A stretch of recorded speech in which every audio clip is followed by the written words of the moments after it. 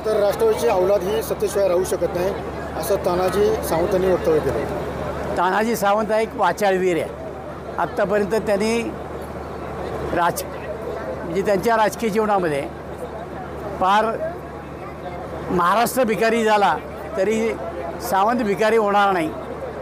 दुर्दैवानं मागच्या त्याला मंत्रिमंडळामध्ये संधी मिळाली आणि त्यांचा त्यांनी गैरफायदा घेतला। सत्ता ही लोकांच्याकरता राबवायची हवी, त्यांनी स्वतःकरता राबवली। एक शिक्षण संस्था आहे, त्या माध्यमातून सुद्धा त्यांनी आज कोट्यवधी रुपये कमावलेले आहे। एक मस्तवाल माणूस अशा प्रकारची त्यांची इमेज आहे, एक वाचाळवीर, आणि म्हणून ते आज अशा प्रकारची भाषा करतात। भविष्यामध्ये त्यांना समाज माफ करणार नाही।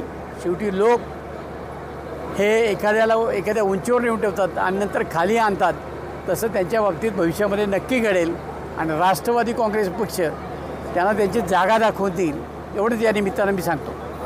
अजितदादा म्हटले की निवडणूक आली की अजितदादांना बदनाम केलं जातं। पार्थ पवारांच्या या प्रकरणानंतर कसं पाहता याचं? नाही, यापूर्वीसुद्धा अजित पवारांच्यावर अनेक प्रकारचे आरोप झाले, त्याच्या चौकशा झाल्या, त्याच्यानं काही निष्पन्न झालं नाही। उद्या कदाचित ही गोष्ट संदर्भामध्ये मुख्यमंत्र्यांनी आदेश दिले, त्याची सत्यात्व पडताळून पाहणार आहे आणि आम्हाला खात्री आहे की याच्यातनं काही निष्पन्न होणार नाही।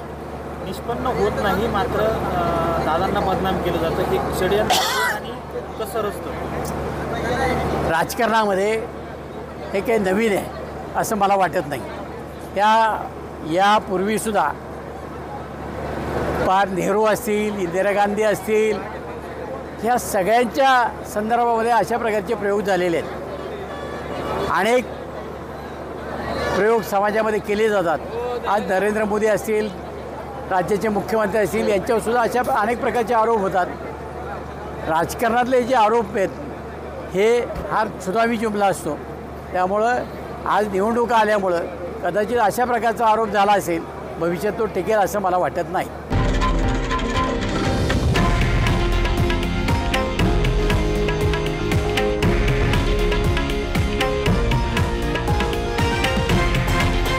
हे आहे देशातील नंबर 1 न्यूज नेटवर्क आणि आपण पाहत आहात TV9 मराठी, एकमेव।